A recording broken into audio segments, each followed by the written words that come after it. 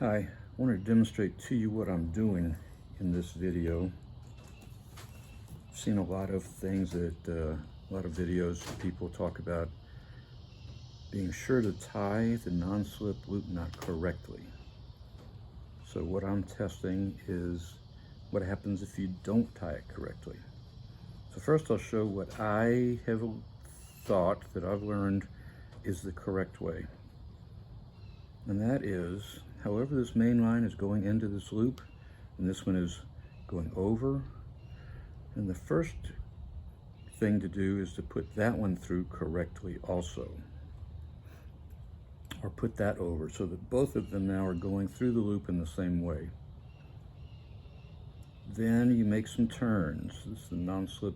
I'm only going to do 3 just for time's sake, because that's not what's really what I want to demonstrate.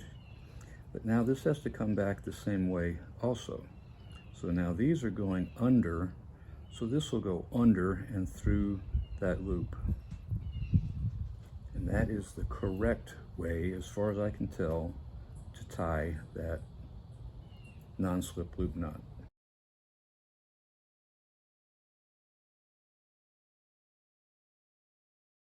And then second, I'll demonstrate one of the incorrect ways of doing it that I'm going to test.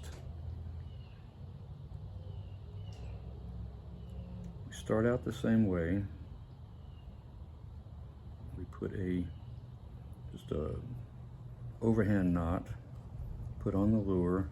Now, the correct way would be, since this is going up underneath, to put that up underneath.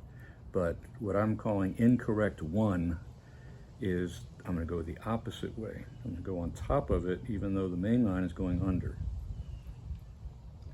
Then I'll do my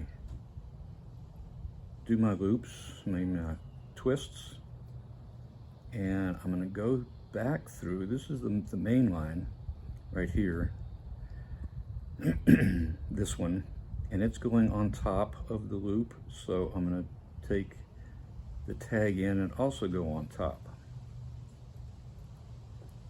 Pull that, and I'm going to see what kind of difference that makes in the strength of the knots.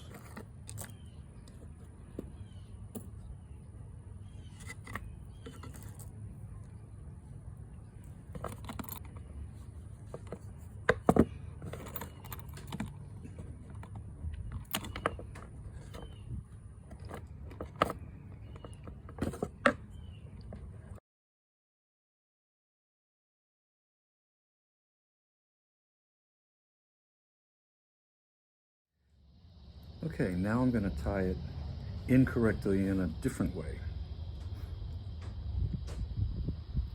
First you make our loop, put on your lure, going to pass through the loop. Now correctly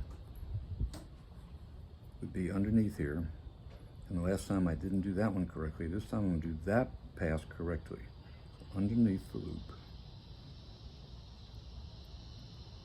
pull it through, make my turns, 1, 2 or so, 3,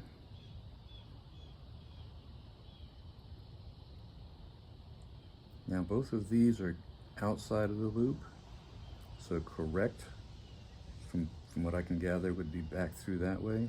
I'm going to do it the opposite way. So whatever is the opposite way on that second pass, that's the way I'm going to tie this one.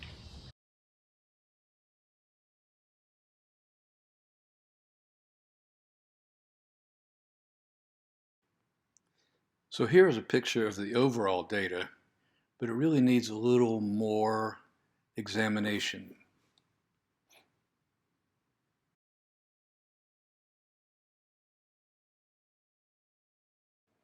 First, notice the amount of variation in all the tests of the 5 tests. I'm not sure what accounts for that, so I was going to test for that in a bit.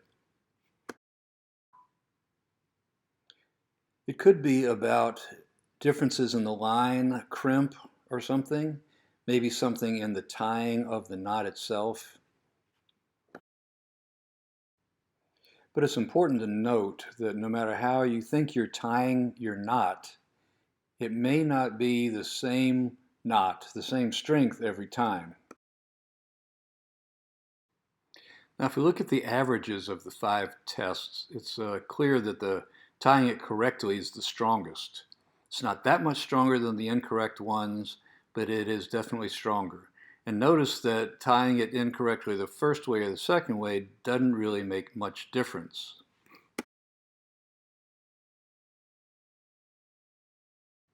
So for this part of the data, I was thinking about the outliers.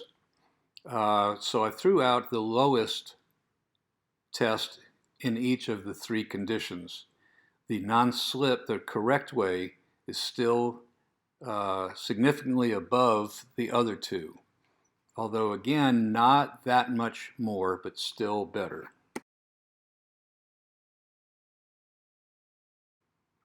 Then for this part, I threw out the highest score test to see if that's an outlier. And again, tying it correctly beats the other 2. The other 2 are not very far apart.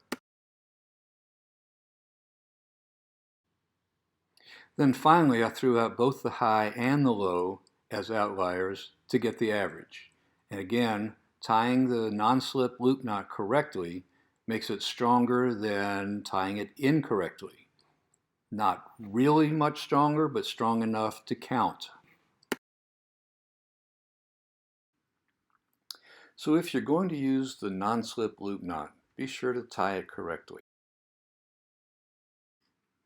Hey, this is Captain J saying if you like this video, you got something out of it, please like it below, subscribe to see what else I'm going to investigate, and please ask questions or make comments below. Thanks.